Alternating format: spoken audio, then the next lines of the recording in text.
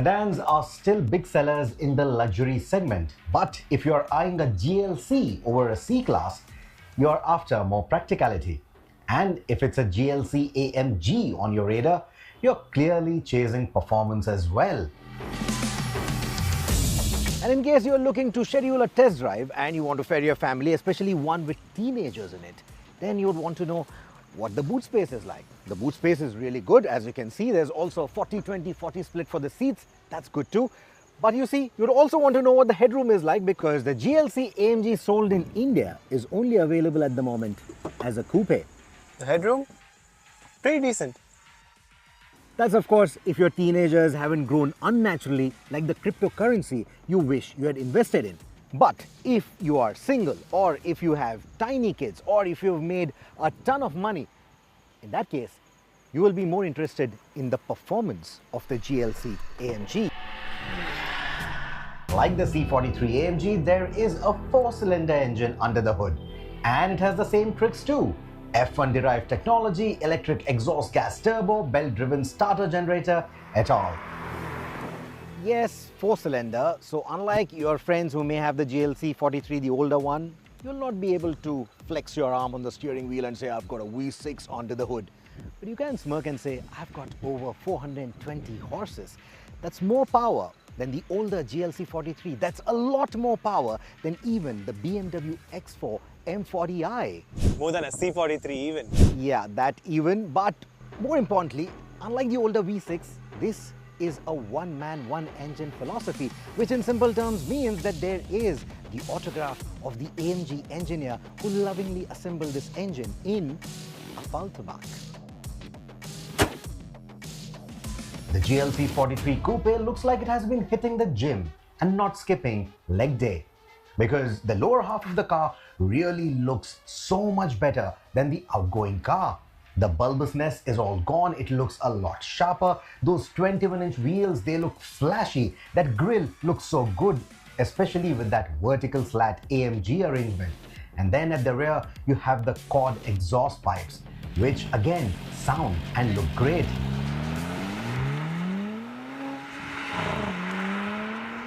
There is a bit of that EQ inspiration with that black line connecting the taillights. That could have been done differently, but overall, the silhouette of this car screams performance. It looks so much better than the outgoing car. Even that little spoiler on the tail looks amazing. All of it comes together and the new GLC screams move over without having to shout. It's the automotive equivalent of wearing a sharp suit with a pair of sneakers. Classy, yet ready to run.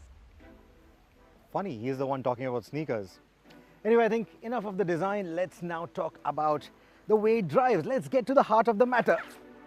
Clearly, I'm wearing the wrong shoes too. Slip into the driver's seat and you're greeted by a cabin that's part spaceship, part luxury lounge. The 12.3-inch digital instrument cluster instantly sets this car apart from its predecessor.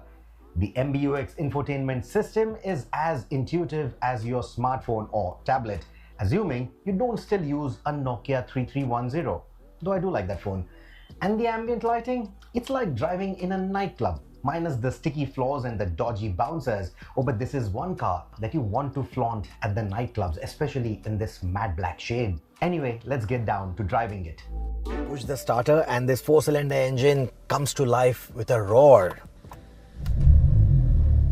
Okay, fine, not a roar, a growl, an angry growl.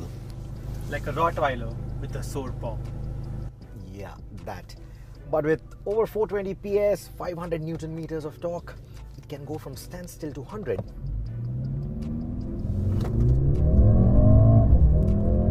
In under 5 seconds. How quick can your dog run? When you hit the winding roads, you realize that this car is not only about straight line speed. With that AMG tuned suspension, it just hugs these curves, it just hugs the road. There's plenty of grip coming from it. Like a gecko on a glass window. But yeah, you get the drift. Especially with that 4MATIC all-wheel drive and over 2/3 of the power going to the rear wheels. It's basically running across corners, attacking corners like a wildcat on Red Bull.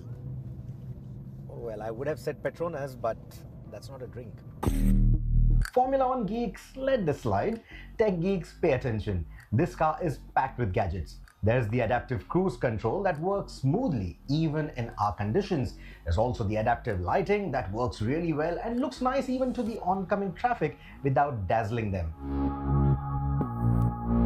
There's also a lane keep assist and works quite well on B roads, highways, etc. More attentive than my mother-in-law.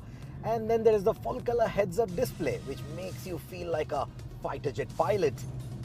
Like Maverick from Top Gun. Nah, that's a bit much. The GLC43 is also more practical than a typical low-slung sports car. Not too many butt-clenching moments in here. And those 21-inch wheels did take a fair bit of pothole beating during our drive, but you gotta be careful with those. These come with staggered tire sizes as well, 235 in the front and 295 at the rear.